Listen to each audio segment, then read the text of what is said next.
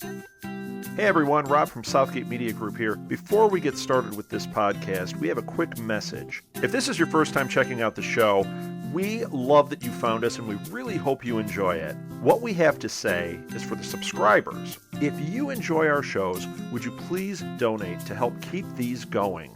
We don't want to have to put traditional ads on these shows, but this does cost money. So we really do rely heavily on donations.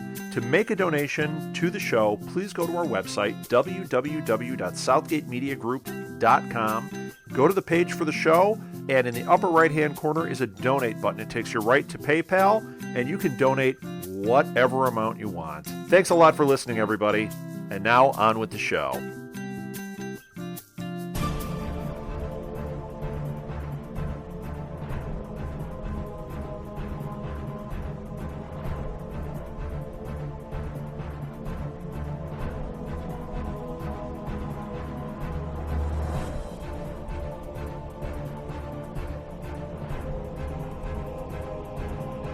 Welcome everyone to the All New Marvel Roundup with me, Phil, and with Charlie, yes, sir.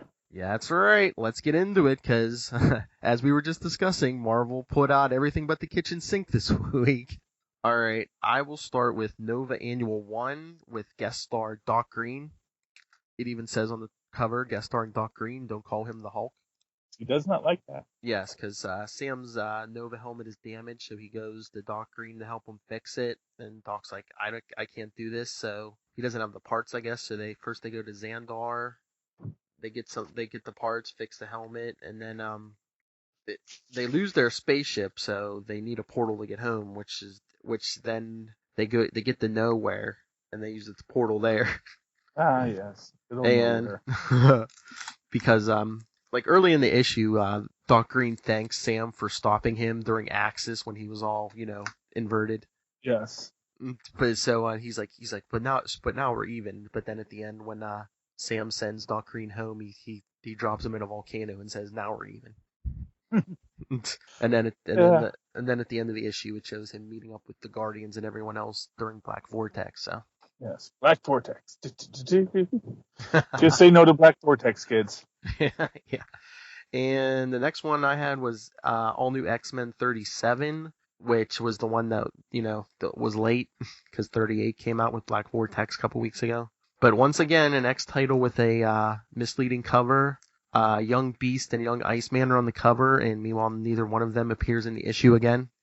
The whole issue is Emma Frost trying to train the teenage Jean Grey in the use of her powers in Madripoor.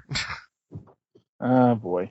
Okay, Yes. well, hey, now that's funny. It's like, oh, we have an issue with Emma Frost and teenage Jean Grey working together. Who should we put on the cover? Iceman and Beast. Exactly. That's not even just good marketing. I don't know.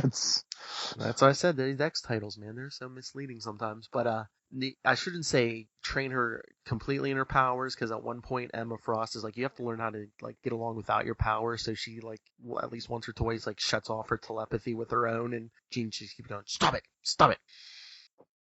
Oh man, well, she should be used to that. Xavier used to shut off her telepathy all the time. Yes, but I guess it's different when the creepy old bald man does it. I don't know. But I forgot. I almost forgot to rate these. Oh yeah, how are they going? Nova Annual 1, thumbs up, and All New X-Men, I'll give it a thumbs up. It's fun, buddy, like a buddy cop comedy. Oh, that's good. And anytime you drop the Hulk in the volcano, that's always a thumbs up. Oh yeah. Well, I think he had made the joke previously that who was it? Red Hulk dropped him in a volcano, or while he was battling Red Hulk, he got dropped in a volcano. Oh.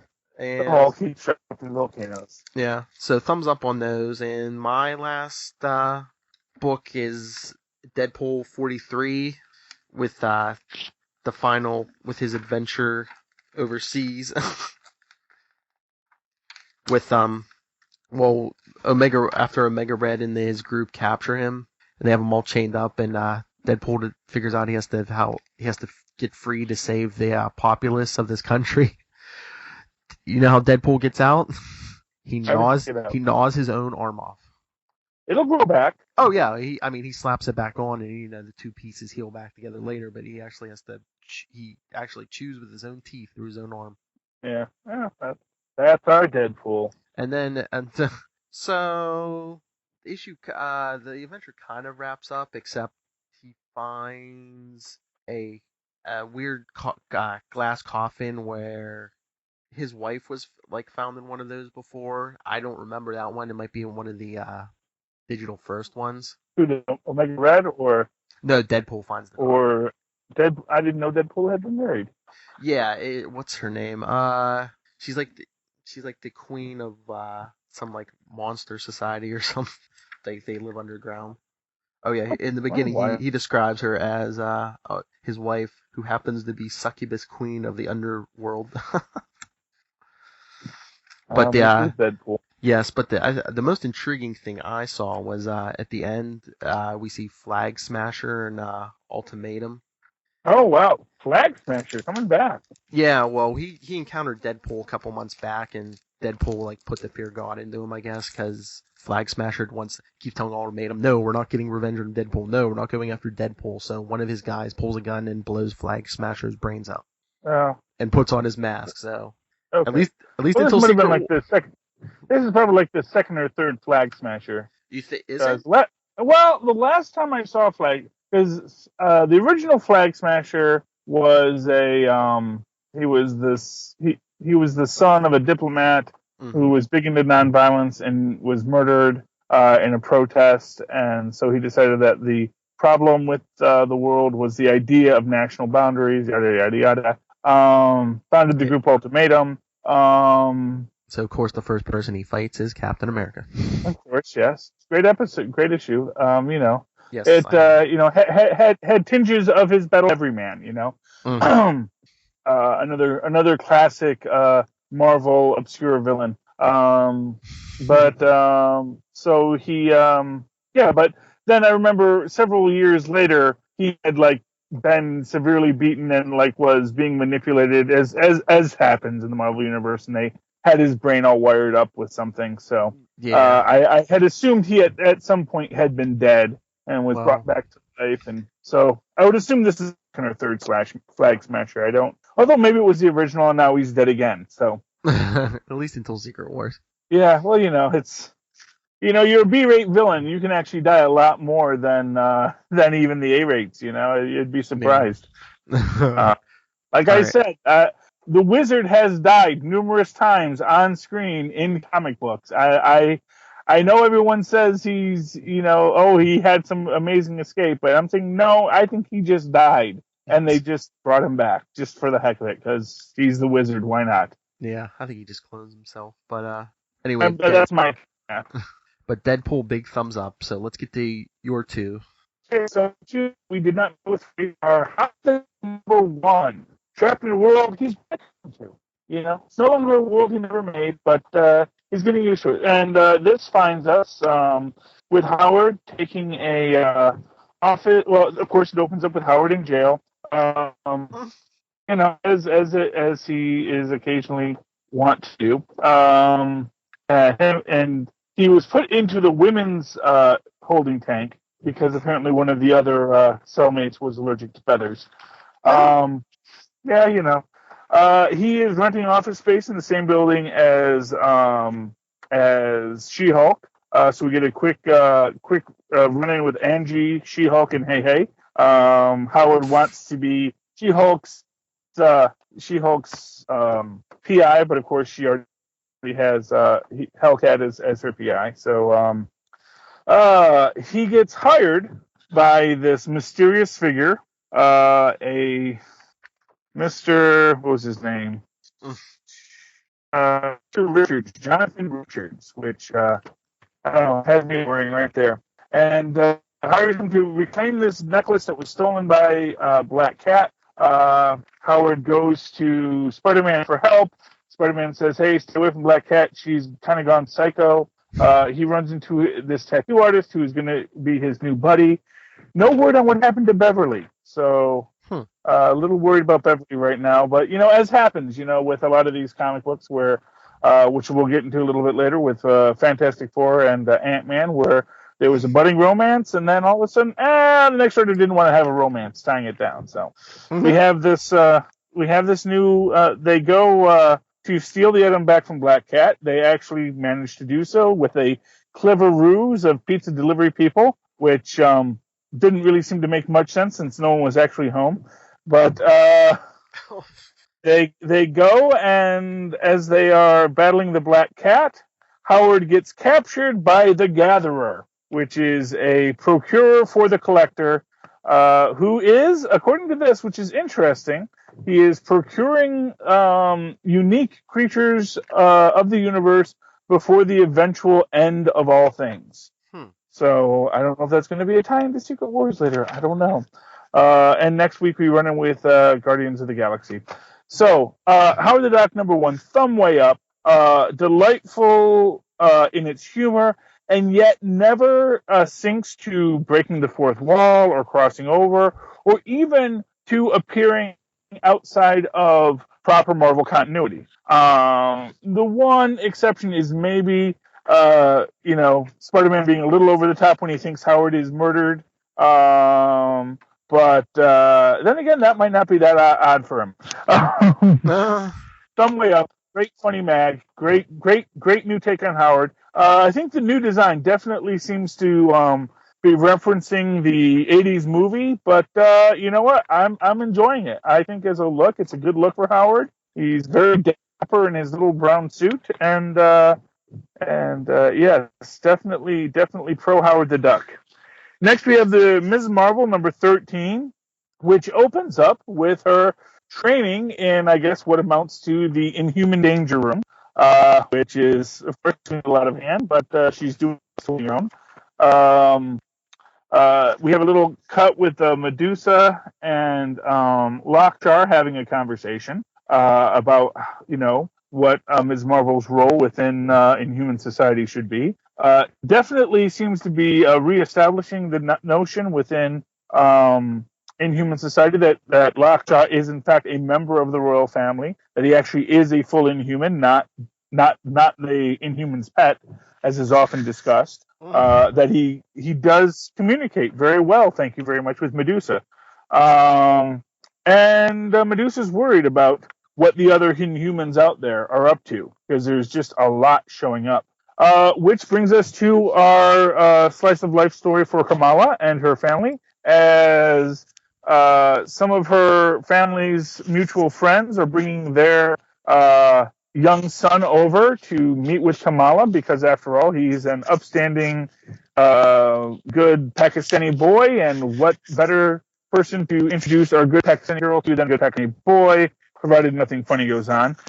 And of course, she's like, "Oh, I don't want to see. He's a nerd. He's going to MIT." Now, of course, Kamala's a nerd too, but very judgmental on her part. Used to pick his nose when they were little kids together. Not enjoying this, but of course, now he's super hot.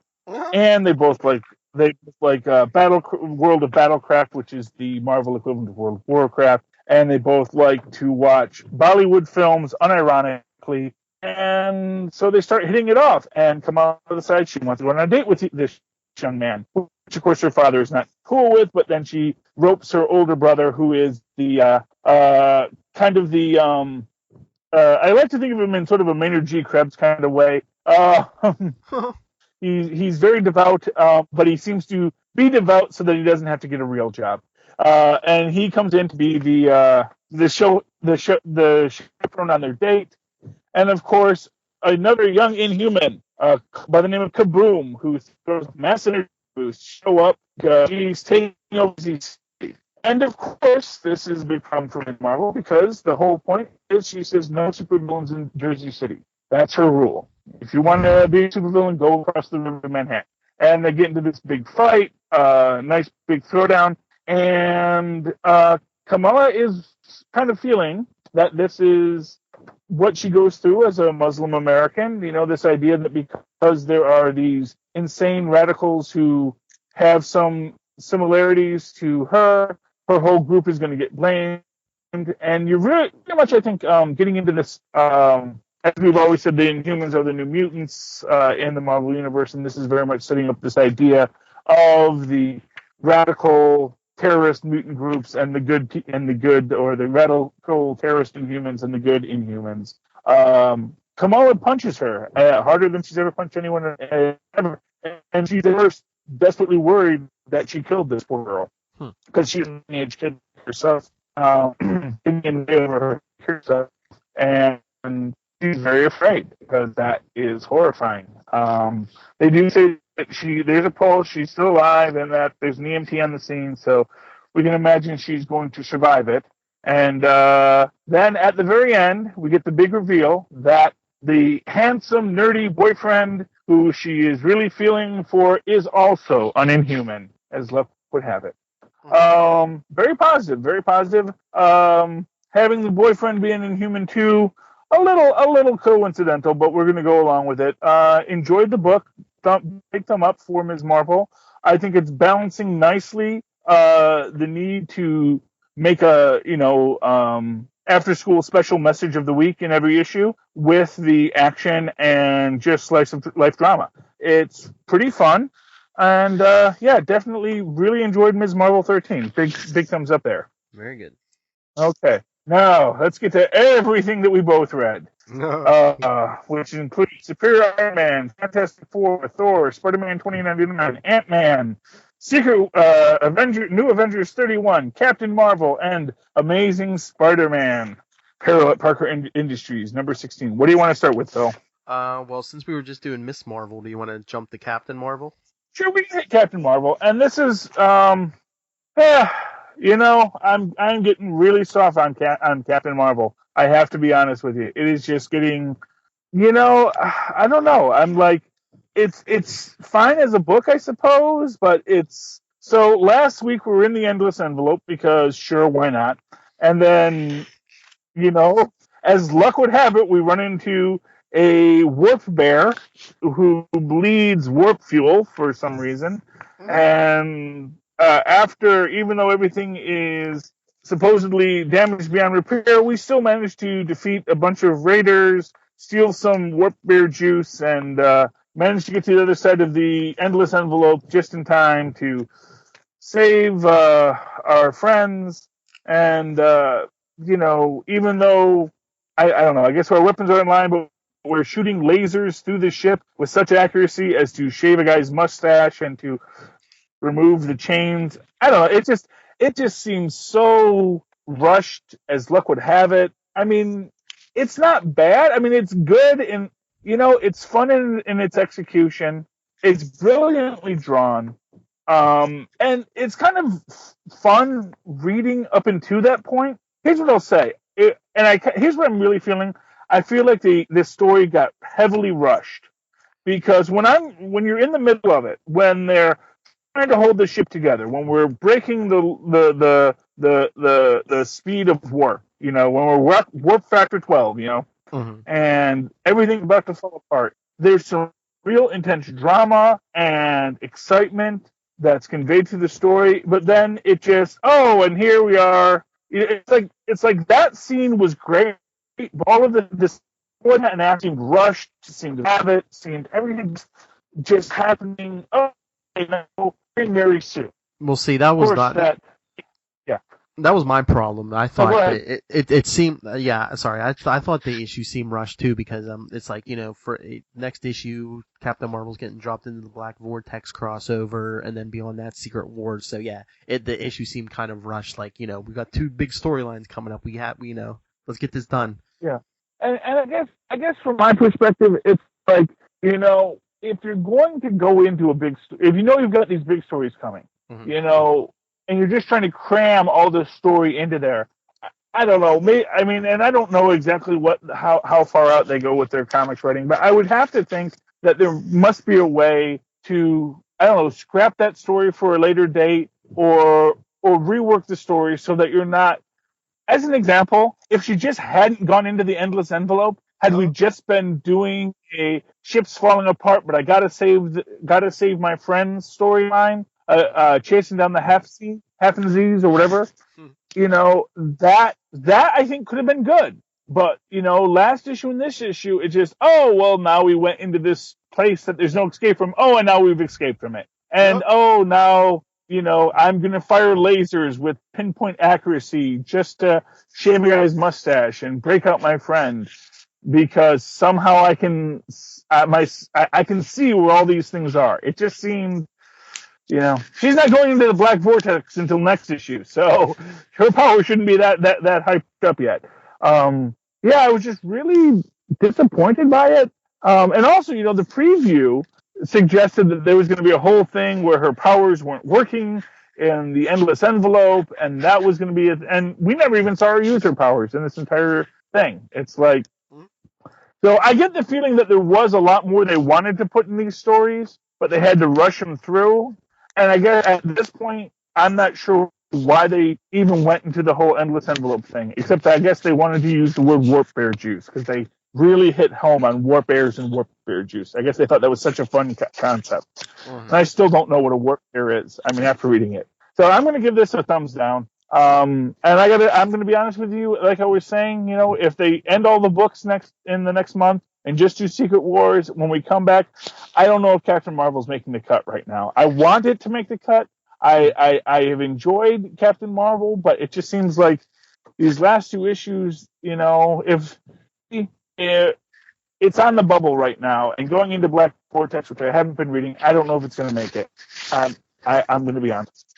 Well, I think this will be our new record because I'm giving it a thumbs down too. Oh man, see, it's not always fun and games here at the All New Marvel Roundup. That's right. Oh, okay. Moving on. I didn't hear in your list. Did you get the Amazing Spider-Man special? I just got the Amazing Spider-Man 16. I didn't get 16.1. Oh no, it's not 16.1. It's Amazing Spider-Man special number 1. No, I got Amazing. Okay. Well, here I got Amazing Spider-Man Parallel Industries number 16. Yeah. Okay. Well, here, let me do the Amazing Spider-Man special first, though, because it's like the part 1. It's like an Inhuman story. Like part 2's an Inhuman special, part 1, and then the last part's an All New Captain America special. It's like an annual, but they call it a special. Yeah. And there's a couple newcomers, I guess. They're writing and drawing this. The guy who wrote it, Loveness. I guess they said he works for Jimmy Kimmel. I guess he's a writer on the show. Like, the humor was good. Loveness or Loveness? Loveness, Ness. Oh, never heard of him. Okay, good. But I think he got the humor good on Spider-Man and everything. But like when Spider-Man encounters the Inhumans, he acts like he's never met Medusa or Gorgon or Karnak. Like he acts like the first encounter they had was a few months ago in the Inhuman book. And I'm like, hasn't Spider-Man known the Inhumans? I swear there was a story in the 70s where Spider-Man teamed up with the Inhumans or something. Yeah, but that's always that sliding time issue where like everything happened just a few months ago, even though for us it was like 20 years ago. Yeah, but they kind of made it like they came out and said, yeah, whatever. Yeah, I guess he was in the Inhuman book. That was like their first encounter or whatever. Yeah. I don't know.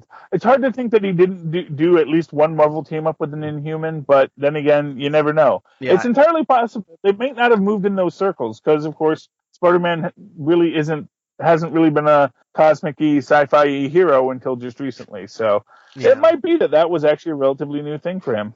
I thought I remembered a story, but who knows? Maybe time and space are collapsing. Secret Wars. Yeah. But yeah, just real quick, I'll give Amazing Spider-Man special number 1 a thumbs up. So. Okay. And did you read number 16, Parallel Parker Industries? Yes, I did. Okay, good. So we can hop into this one. It's actually 2 stories for the price of 1. We have our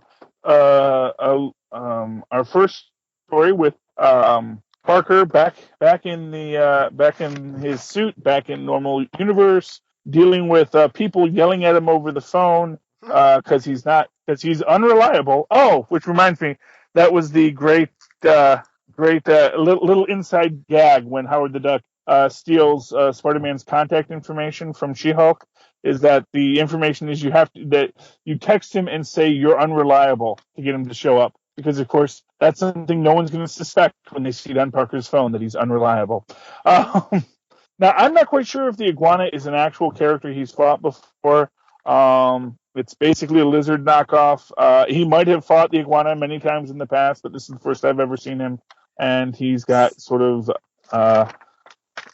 lizard control powers and is fighting Spider-Man as he's talking on the phone. And the iguana is getting very upset by that because, of course, how can you be talking on the phone when we're in the middle of a battle? He's saying, this is what's wrong with mammals. You have no respect for others. Well, then he must be a pretty new character because I don't remember seeing him either. I was going to ask you if you remember seeing him. No, I've never seen the iguana before. Like I said, I'm guessing if he has been around before, it was because someone wanted to write a story with the lizard, and the lizard was otherwise occupied, so they created the iguana. Because he's the lizard. He just has sort of head fins too, and so the lizard and Stegron were both busy. Yeah, where are we gonna? We'll give him the iguana. Sort of reminds me of when and they do that they'll always do that. They'll create a new villain just for that issue, who's basically a knockoff of some other villain that they've had before. Which gets us to the big Rikers Island contract. They're trying to Parker Industries is trying to win the contract, and of course they're up against Alchemax and Roxxon. Now, how Roxxon's not getting this with their just such a great corrupt organization? How can they not get the contract? I don't know. I'll be surprised if it doesn't wind up going to Rock. Yeah, you think Roxxon would have like a couple corrupt senators in their pocket who would just give it to them? Well, of course. I mean, yeah, city officials, they know how to spread the money around. But we get getting this.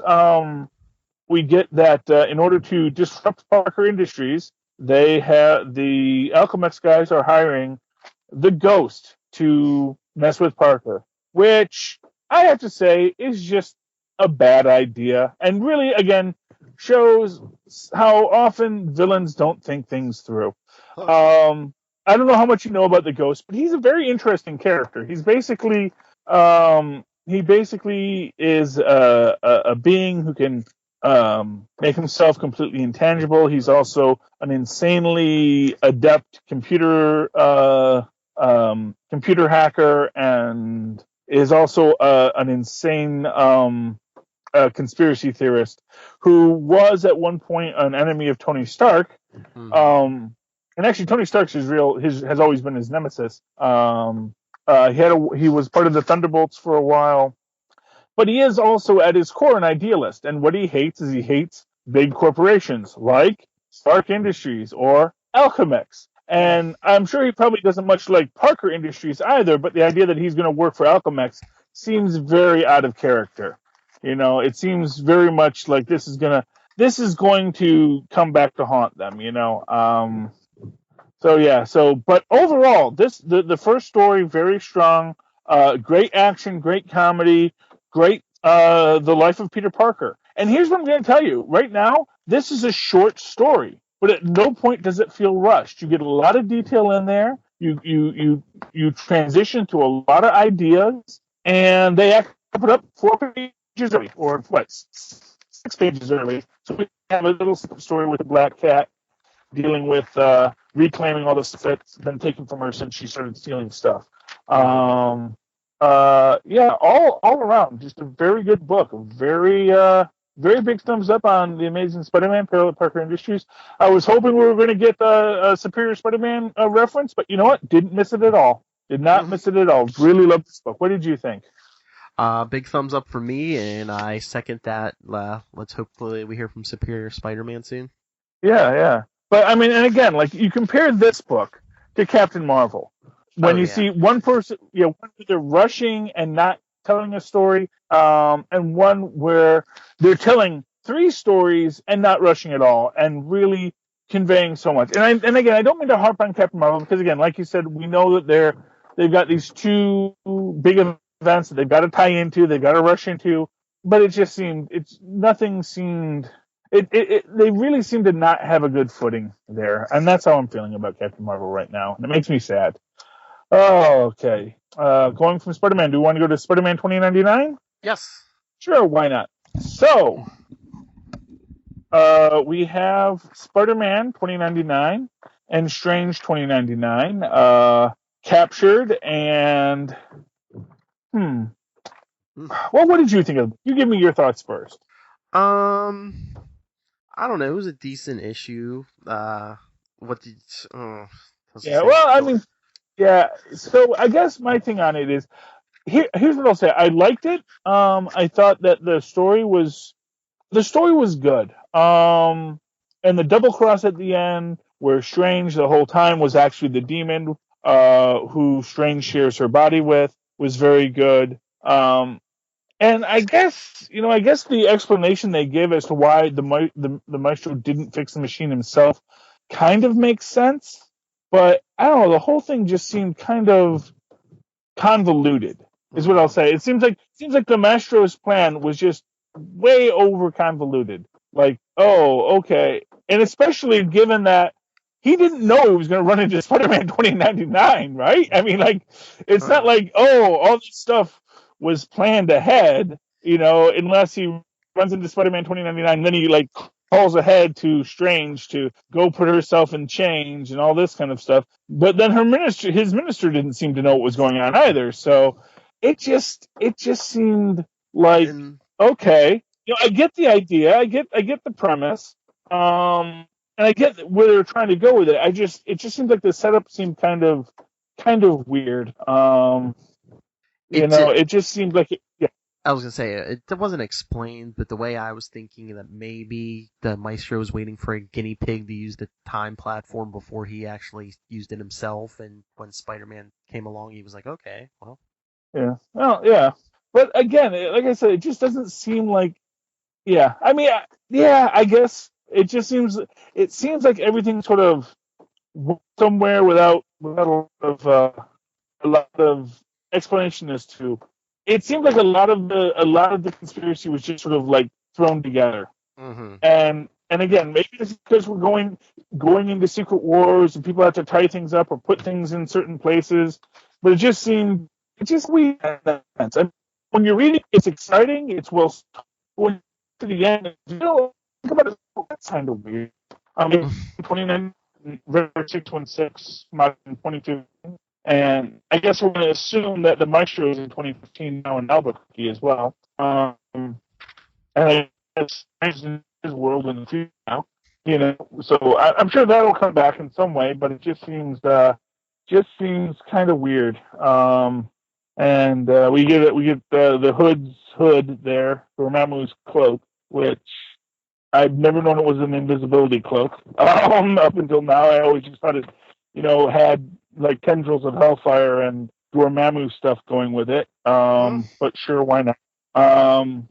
Yeah, good story, but doesn't make a lot of sense. That's what I'm gonna say. It's like if you don't want to think about it, it's a fine story. It's getting us to somewhere. I'm sure. Spider-Man's back in the present. Maestro's back in the present.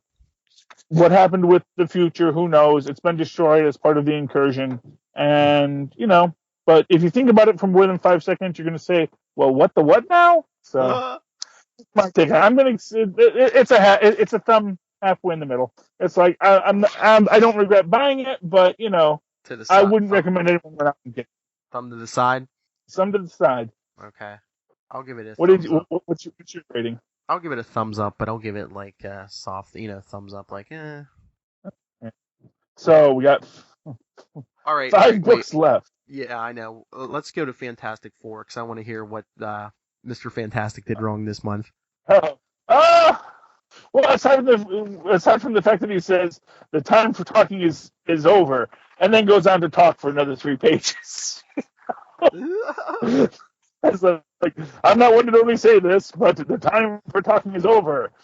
It is the time for action. Ben and the other available heroes are fighting invading creatures and trying to keep them at bay. Blah blah blah blah blah. Da, da, da, da. It's like, okay. So by the 5th page in, after the time for talking was over, we're finally crossing into the next universe. Aside from that, very good. Very much like Bentley joining the fray. Like seeing the heroes fight their doppelgangers. Doc Green versus Hulk Smash Hulk, always fun. They apparently had a Scarlet Witch, which of course is never good. But the battle rages on. Now here's what I thought was great, because it's a bit of a cliffhanger here, which is that the Frightful Four show up against Ben. Mm-hmm.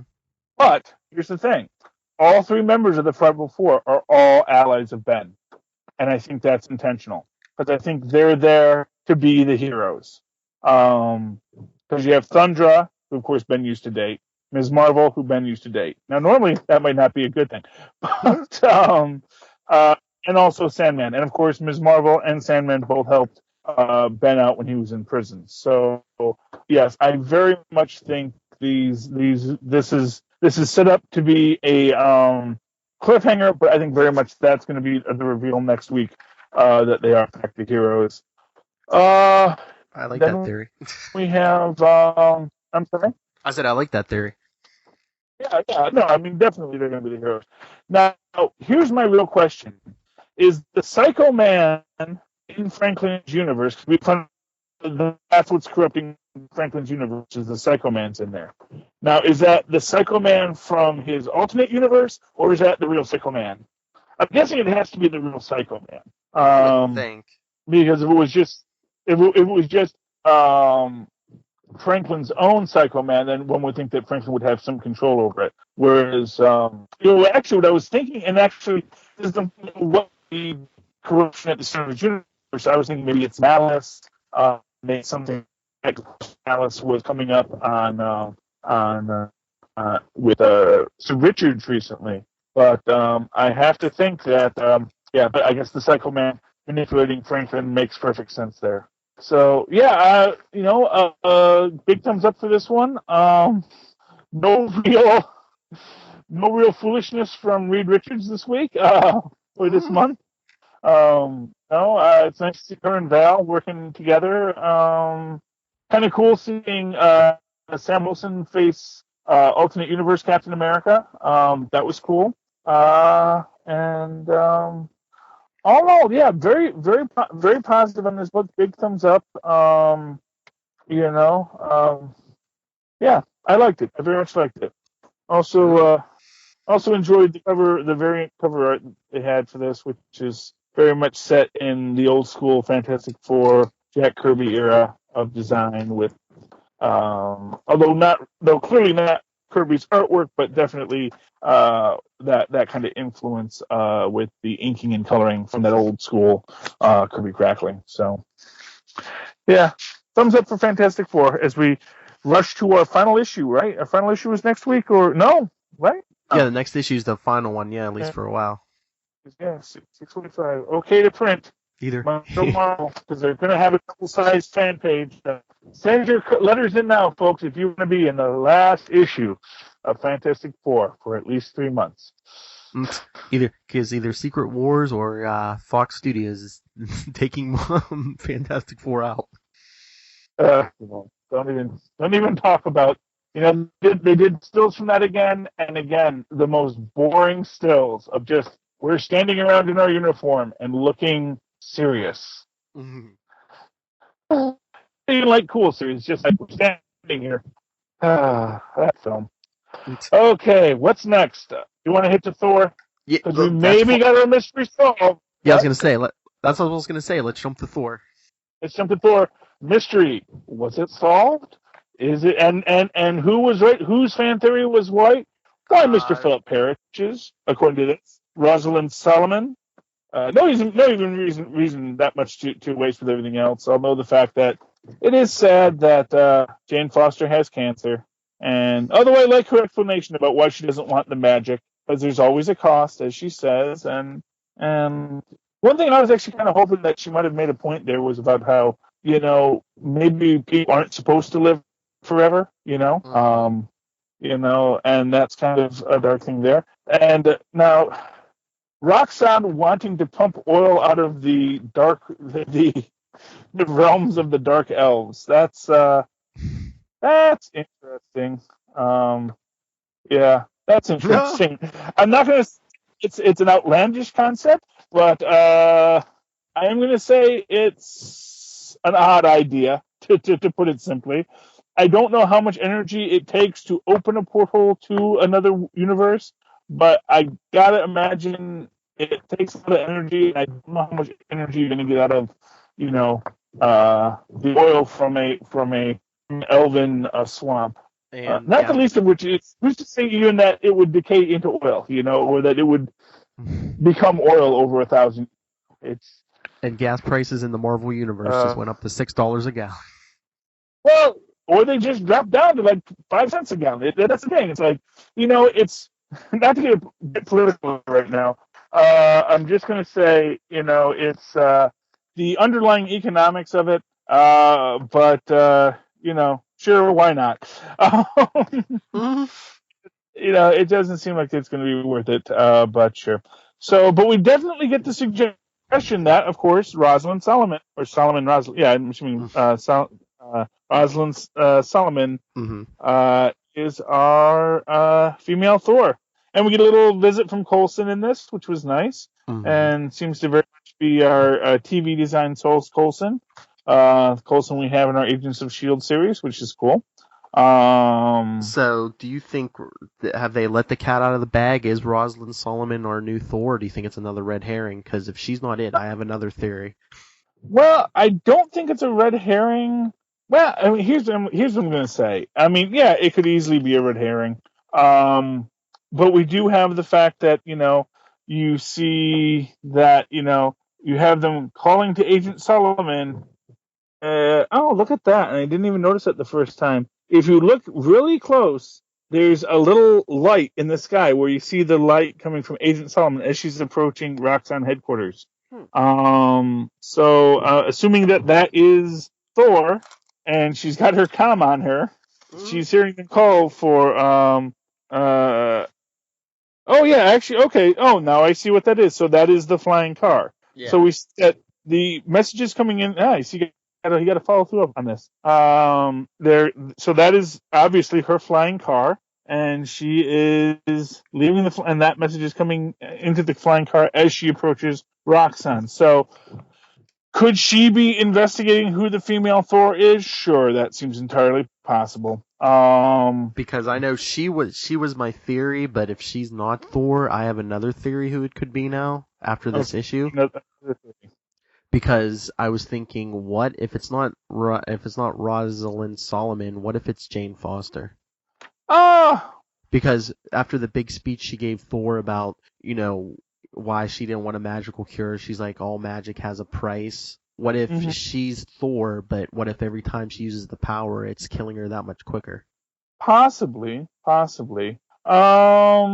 just didn't know if that was like foreshadowing, or whatever, with her saying, all magic has a price. And yeah. Well, I think it was mostly just to explain why she's not using, super Asgardian magic science. To fix,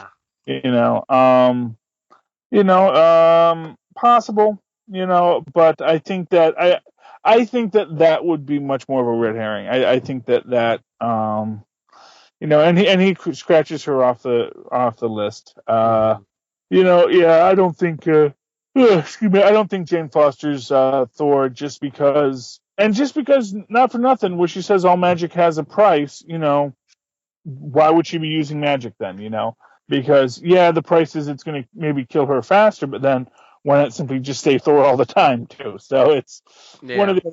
It's very strongly to be suggesting that it is Rosalind, because we do have her. Like I said, you see her flying car just hovering above Roxxon. So yeah, I'm going to go with Rosalind. I'm going to give a big thumbs up for this. Very good issue. Some nice action there until, of course, the Destroyer shows up because Odin's an idiot. And goodness me, am I just old, or is that like the smallest print you've ever seen on the letters page? I remember I opened it up to read the letters page, and I was like, oh, I'm not reading that. That's just foolish. But yes, Thor number 6. Who is Thor? Now we know. Couldn't have happened to a nicer gal. Very pleased with the storyline.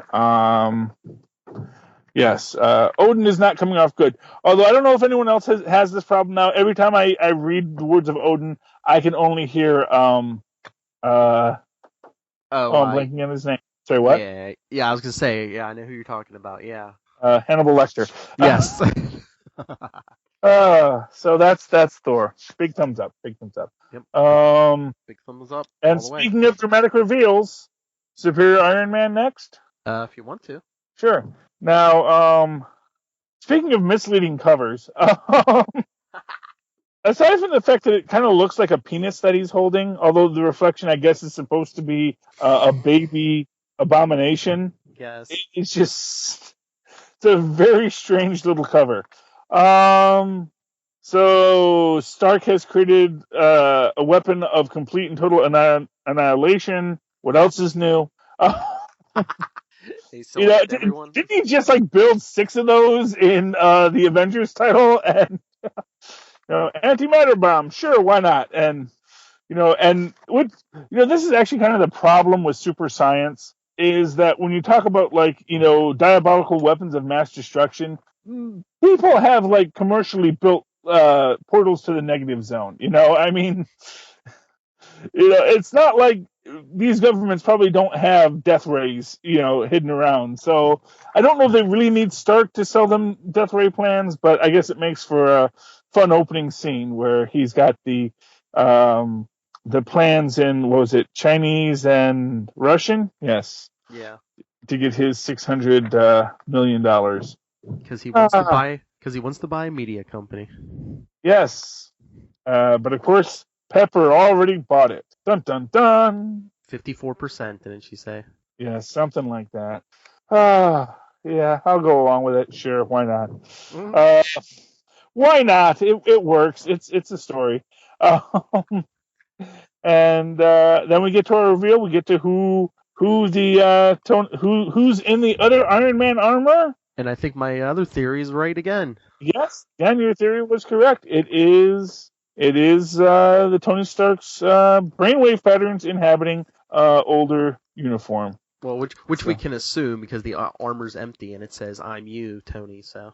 Yes. Well, I find it interesting because I remember, when Tony did wipe out his brain a few seasons back, and it was just kind of a little bit of poignancy there where he's like, because they said like, well, when was his backup made?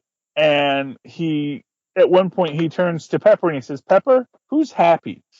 Because he didn't remember who Happy Hogan was, because apparently the backup he had made was prior to Happy Hogan. So it's interesting that this backup, I don't know when this one was made, but we'll see if we're going to have a Who's Happy moment again, or not. But it was I wonder if it was interesting. And, again, your theory was correct. You're well on your theories, Phil. Very good, very good. Thank you. I wonder if the armor is the key to when the backup was made. I wonder if that's why that's such an old armor is because that's when the backup was made. Possibly. Yeah. Well, the last time, when he rebooted his brain, the armor they brought him was again a very classic style armor. It was an armor from the although later it was the 1970s armor, though not the one with the nose, thank goodness.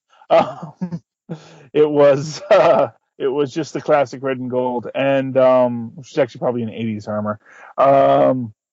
But that point was that it was supposed to be a unit that was archaic to the point that Osborn wouldn't be able to access it with his more up-to-date armor. But of course, he could access Osborn's armor. Oh, but very good. Also pretty cool when she's got the rocket high pumps. Heels, yeah. She has jet boots and her high heels, people. Yeah, it works for the scene, and poor Teen Abomination. Yeah, I was gonna say, wouldn't you wear flats if you're gonna be wearing jet boots? Didn't want to make him suspicious, Sure, yeah. He was distracting him. But all in all, good story. You got your boardroom intrigue, which is always fun. And the person who the first person who fired a shot at the angry green guy is fired. The person who shot me in the head, you're fired too. But of course he can't fire them because Pepper already bought the company. Yeah, I mean, like I said, it was good. It was good. Good old resilient. Now, how resilient makes its money, we don't know, but they've made a lot. They've made enough. Although I suppose, I guess the whole idea is that Tony is a Wizard of Wall Street as well as being a technical wizard, and she's got a copy of his brain doing her thinking for her. So that would explain why Stark Resilient has gotten so rich and powerful. Okay. So big thumbs up.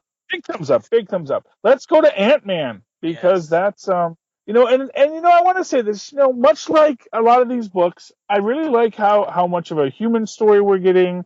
The characters and just some delightful fun with this too.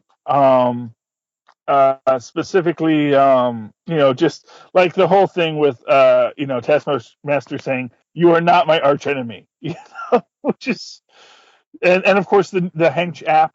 Uh, because if you want to do some mercenarying and you just need someone to pick, what is the deal with corporate villains just, going for the worst? I'm not going to say the worst. Obviously, they were lucky to get to get Taskmaster for this gig, but it just seems like, if you're getting your henchmen through hench, you're really not thinking this through. If you're just, hey, who can hench for me? It's like, I can. I don't know. I'm thinking not good planning by our corporate villains. They're getting lazy. Corporate villains. That's the problem. But as a story, great, nice high drama. Love the scene with the doctor in the beginning where she says, "I'd tell you to go to hell," or at least I would if you didn't have the guns pointed at me. Just very good. Would have liked to have seen more Grizzly. But they just had him hold the door, and poor Cassie gets kidnapped. Yes. Which I don't know. Isn't she a superhero? That's one thing that's kind of weird about Cassie. They seem to. Yeah, they've kind of retconned her whole Young Avengers arc, haven't they? Now, could be part of coming back from the dead. True. Maybe the Cassie they brought back was a Cassie pre-stature storyline or something. But should have some kind of training or something so that B-rate villain like Crossfire isn't getting the drop on her. I mean, not for nothing. That's not the first supervillain she's had to deal with, and he's not even a supervillain. He's just some rich guy in a costume. We know who I felt bad for was Scott Lang.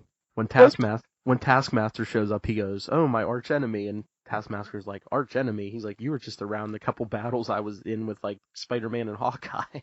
Yeah, what it was like, it's like, yeah, but I was at this, remember the time you fought me and the Wasp and Hank Pym, the time you fought me and Spider-Man, the time you fought me and Hawkeye. It's like, I was fighting them. You were just there. Yeah, it was embarrassing. It was sad, but that's got, I very much get this is the feel that they're setting up for the movie. It's that, high stakes drama and very, there's a lot at risk. There's a lot to be worried about here. But at the same time, with that lightness and joyfulness and insane idiocy from the villains.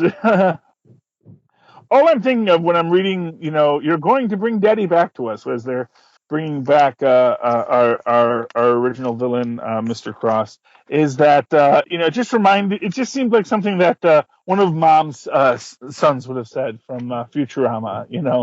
Just that very sort of infantilized variation on the theme.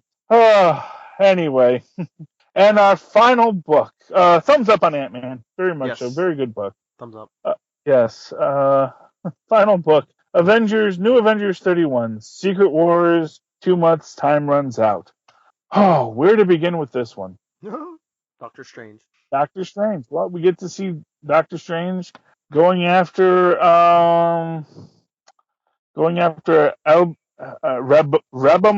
Alal, which doesn't seem like it should mean Doctor Doom, but what the hell? Yeah. So basically, for the last 8 million years, Doctor Doom and the Molecule Man have been outside of space-time, manipulating things to bring about to create a religion around him with the Black Swans, as he is Rabam Alal. Which, how disappointing is that for most of these people? That this is the villain, Doctor Doom.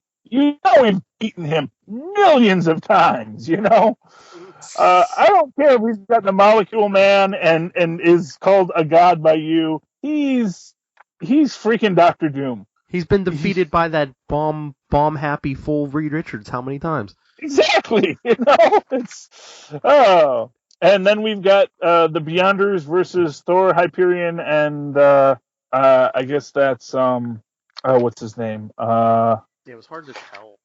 Yeah, I'm not sure who that is. Let me pull this out. Is that Cannonball? No. It's hard to tell. It's not. At first I thought it was Starbrand, but that's not Starbrand's outfit. So Yeah. I don't know who that is. But they're gonna go punch the Beyonders in the face.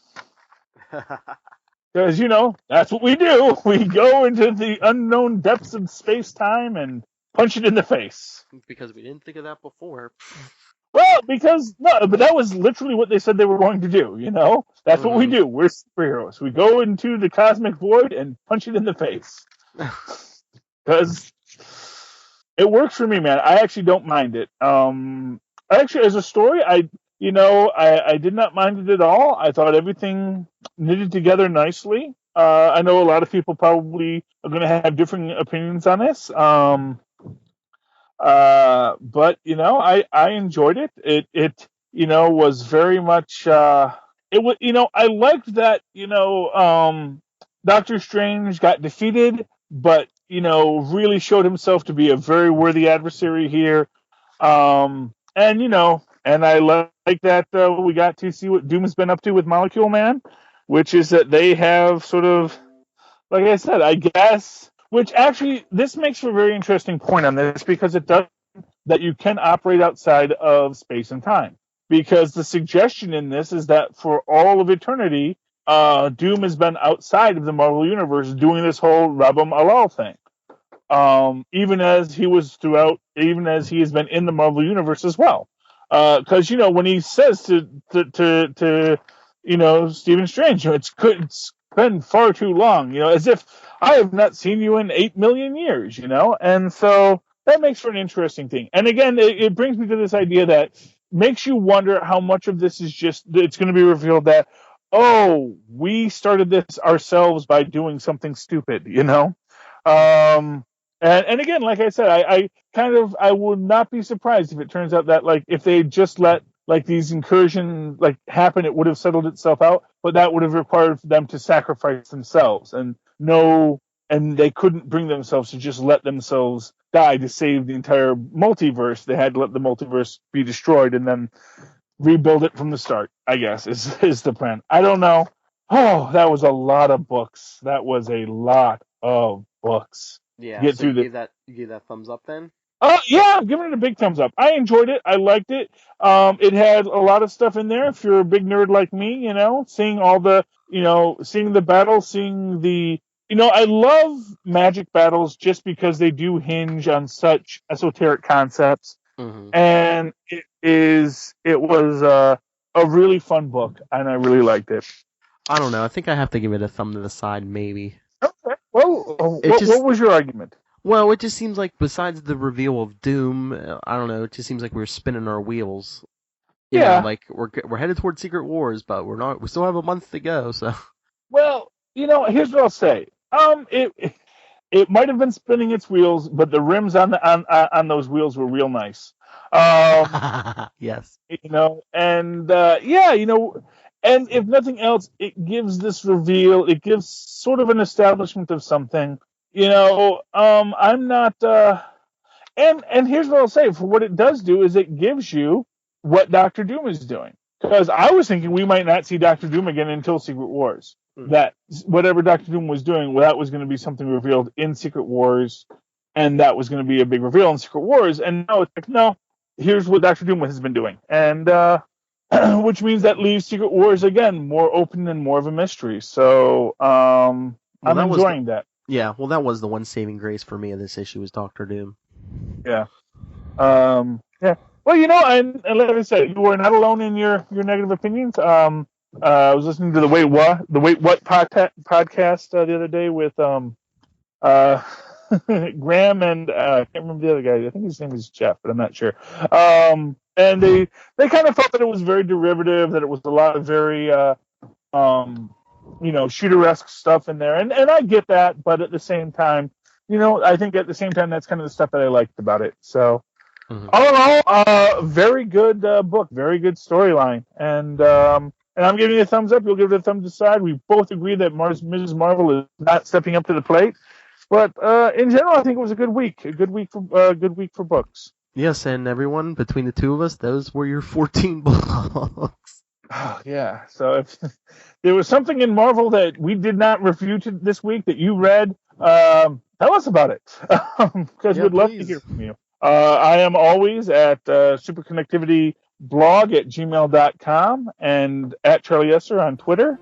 And so are you. I am NightwingPDP@gmail.com, and on Twitter I'm at NightwingPDP. Very good. So, that's it for your extra long episode of the All New Marvel Roundup.